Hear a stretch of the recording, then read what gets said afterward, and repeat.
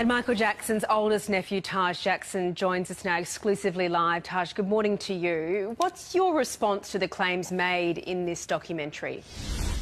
To me, they're ridiculous. I mean, I think anyone that actually knows Wade, he's relying on the public who don't know him to kind of jump to a conclusion. But there's a reason in the documentary that you don't see friends of his.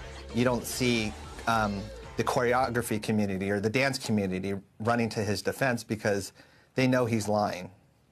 Do you know, Taj, why this has been released now? And did you know it was coming, or was it a shock to you and the family?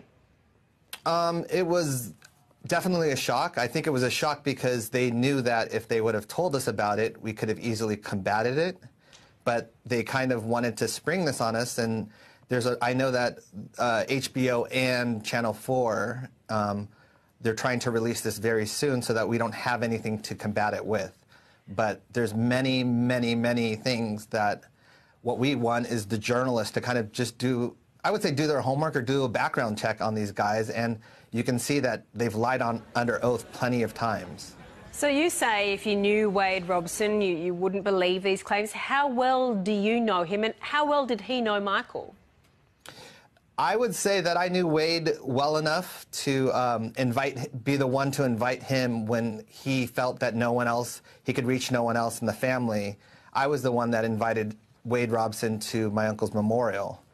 And he was so happy that I had reached out to him in 2009 for him to go to the memorial. And I remember being on the phone with him and him thanking me so much.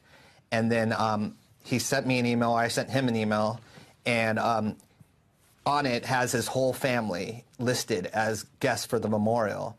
And so I'm also familiar enough with the Robson family because I would see them every time for Christmas. And his sister, Chantel, went to my birthday party in 2011 with her. I think it was, I don't know if it was her boyfriend at the time or her husband, but I know because it's been so long ago. But so you obviously know them, you've known them for many years. They've been around for many years around the family. Anyone that's been close to Michael knows them. That's, I think, the thing that has been so. When I first heard about it, I was like, it's a lie. That can't be Wade. That's not the Wade that testified under oath that nothing happened. That's not the Wade that. And I was living at Neverland during the trial, so I saw the Robson family come. We had dinner with them. He introduced my uncle to his fiancée at the time. He was so excited to do that. He showed a short film to my uncle, and he wanted to know how it was. This is not the guy that he's pretending to be. And he's got. Well, not only that, I think a lot of people know him, and I think as this goes along, there's going to be a lot of skeletons that come out. But unfortunately, this is being fast-tracked. It was a late edition on Sundance. Favors were pulled. And it also is getting, I guess it's airing in March, so it doesn't give us much time. Can I ask Michael's 3 children, how are they coping with all of this controversy that seems to come up again and again?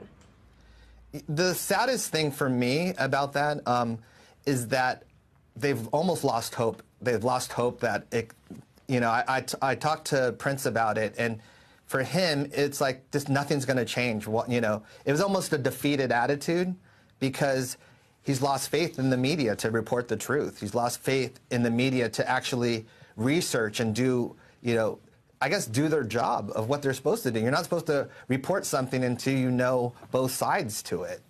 Taj, what do you say to critics who support Wade and James and say that you're just trying to protect Michael Jackson's legacy and also the royalties from his music? Well, first of all, I wish I got the royalties from his music. So I think the thing is that with the critics, first of all, I think things like Me Too and Time's Up are super important. I'm actually a sexual abuse survivor, so that's why I'm taking issue with this, because I think this is doing a disjustice for other sexual abuse survivors. And so it's really frustrating because I thank you guys for giving us an opportunity to at least speak on this, but at the same time, I do feel that there's many outlets that they don't care about the truth. Taj, there is a lot of support from Michael Jackson's fans. You've launched a GoFundMe campaign to create a rebuttal documentary. How's that going? It's going well. You know, it's the last thing I wanted to do. I have a 2-month-old baby, and I thought 2019 was just going to be about spoiling her. But then I saw they kind of hit us over the head with this, and I was like, this is what I have to focus on as well. And it's not what I want to do. And I think the fans have been incredible because they've had to be. They've had to be their own detectives or their own journalists. They know more than anyone about this, and they fight back with facts and transcripts and clips. And they fight back with the truth. And that's all we're asking is just search for the truth. It's there.